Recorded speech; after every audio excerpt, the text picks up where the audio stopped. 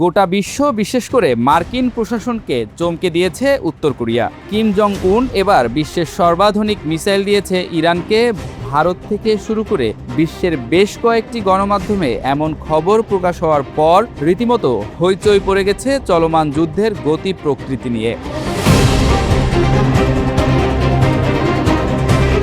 বিশ্বের শীর্ষ শক্তিশালী দেশ যুক্তরাষ্ট্রের লাগাতার হামলার পরও সামান্যতম কাবু হয়নি ইরানের প্রশাসন, বরং মাথা উঁচু করে যুদ্ধ চালিয়ে যাচ্ছে। এমন অবস্থায় চিন্তাশীলরা খুঁজতে শুরু করেছিলেন ইরানের শক্তির উৎস। পরাজয় স্বীকার না করার রহস্য ধীরে ধীরে সেই রহস্য উন্মোচিত হচ্ছে বলে মনে করছেন তারা। অবিশ্বাস্য এক রণকৌশল ও সাহসিকতার সংমিশ্রণে পাল্টে যাচ্ছে ইরান যুক্তরাষ্ট্র ইসরায়েল যুদ্ধ। মার্কিন সাম্রাজ্যবাদ আর ইসরায়েলের দাম্ভিকতাকে ধুলোয় মিশিয়ে দিয়ে ইরান এখন উত্তর কোরিয়ার তৈরি বিশ্বের সবচেয়ে শক্তিশালী হওয়াসং-18 ইন্টারকন্টিনেন্টাল ব্যালিস্টিক মিসাইলের অধিকারী। আন্তর্জাতিক গণমাধ্যমগুলোর এমন খবরে রীতিমতো থমকে গেছে মার্কিন ও ইসরায়েলি প্রশাসন।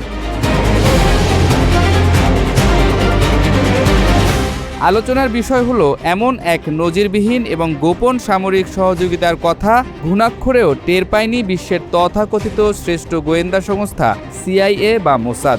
যুক্তরাষ্ট্র এবং ইসরায়েলের ভয় আরও বেড়েছে যখন খবর প্রকাশ হয়েছে 500 এর অধিক সংখ্যক আন্তঃমহাদেশীয় ব্যালিস্টিক মিসাইল উত্তর কোরিয়া থেকে ইরানের হাতে চলে এসেছে। যুদ্ধের শক্তিশালী অস্ত্রের বাজারে এটাই এখনও পর্যন্ত সর্বাধুনিক, যেখানে যুক্তরাষ্ট্রের হাতে রয়েছে এই ধরনের 400টি মিসাইল। বিভিন্ন গণমাধ্যমের খবর অনুযায়ী গত 14 মাস ধরে উত্তর কোরিয়া থেকে ইরানে যে এই অস্ত্র হস্তান্তর হচ্ছে তা সমগ্র পশ্চিমা ইন্টেলিজেন্স বুঝতেই পারেনি। পৃথিবীর ইতিহাসের সবচেয়ে সেরা নজরদারি ব্যবস্থা সম্পূর্ণ বোকা বনে গেছে। ধারণা করা হচ্ছে চীনের ভূখণ্ড এবং মধ্য এশিয়ার দুর্গম পথ পাড়ি দিয়ে সরাসরি ইরানের মাটির গভীরে থাকা সামরিক গুদামে মিসাইলগুলোকে নেওয়া হয়।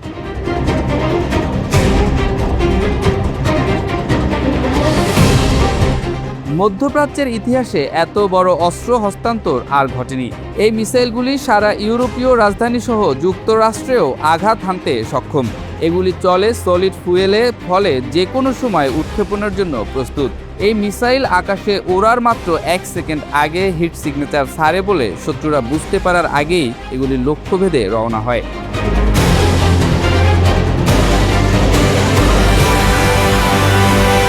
সবচেয়ে গুরুত্বপূর্ণ হলো এই হওয়াসং-18 মিসাইলগুলি পারমাণবিক ওয়ারহেড বহনে সক্ষম।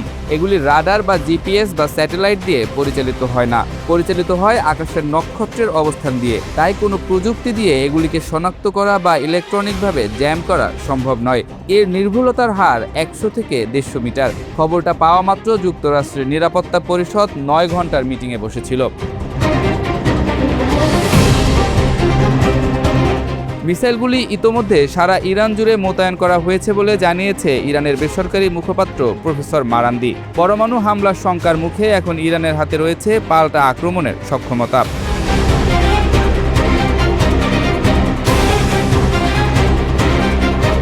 মার্কিন ও ইসরায়েলি গোয়েন্দা তথ্যের বরাত দিয়ে বিভিন্ন প্রতিবেদনে বলা হয়েছে এই অস্ত্র স্থানান্তর মধ্যপ্রাচ্যের সামরিক সমীকরণ দ্রুত পরিবর্তন করছে। এই মিসাইলগুলো মার্কিন ও মিত্রবাহিনীর প্রতিরক্ষা ব্যবস্থা ফাঁকি দিয়ে নির্ভুল আঘাত হানতে সক্ষম বলে দাবি করা হচ্ছে।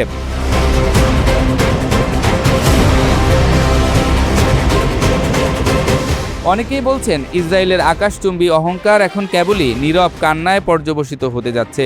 মিসাইলগুলো ট্রাকের মতো বড় মোবাইল লঞ্চারে বহন করা যায়। ইরানের বিশাল মরুভূমি এবং পাহাড়ি সুড়ঙ্গের কোথাও এগুলো লুকিয়ে আছে, তা খুঁজে বের করা প্রায় অসম্ভব। ফলে আমেরিকা চাইলেও ইরানের নতুন এই মিসাইল শক্তিকে আগাম হামলা চালিয়ে ধ্বংস করতে পারবে বলে মনে করেন না বিশেষজ্ঞরা।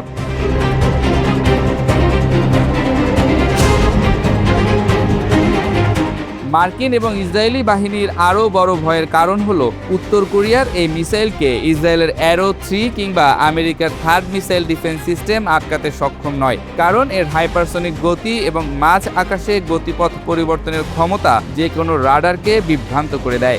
মিসাইলগুলো একসঙ্গে ছুড়লে বিশ্বের কোনো ডিফেন্স সিস্টেমের পক্ষেই তা ঠেকানো সম্ভব নয়। আমেরিকার হাতে যেখানে মাত্র 400টি আইসিবিএম আছে, সেখানে ইরান 500টিরও অধিক অত্যাধুনিক মোবাইল আইসিবিএম এর মালিক হয়ে বিশ্বকে জানিয়ে দিল আমেরিকা আর এই অঞ্চলের একচ্ছত্র অধিপতি নয়। পেন্টাগনের জেনারেলদের কপালে স্বাভাবিকভাবেই চিন্তার ভাঁজ। ইরান এখন আর কেবল একটি আঞ্চলিক শক্তি নয়, বরং তাদের সঙ্গে গোপনে হলেও যোগ দিচ্ছে বিশ্বের শক্তিশালী একাধিক দেশ, যারা যুক্তরাষ্ট্রের মোড়লপনাকে অনেক আগে থেকেই পছন্দ করত না। হওয়াসং 18 মিসাইল এখন প্রস্তুত, যা সরাসরি আমেরিকায় আঘাত হানতে সক্ষম। উত্তর কোরিয়ার সঙ্গে ইরানের এই গোপন যুদ্ধাস্ত্র বিনিময়কে বিশ্ব এখন ভিন্ন চোখে দেখছে।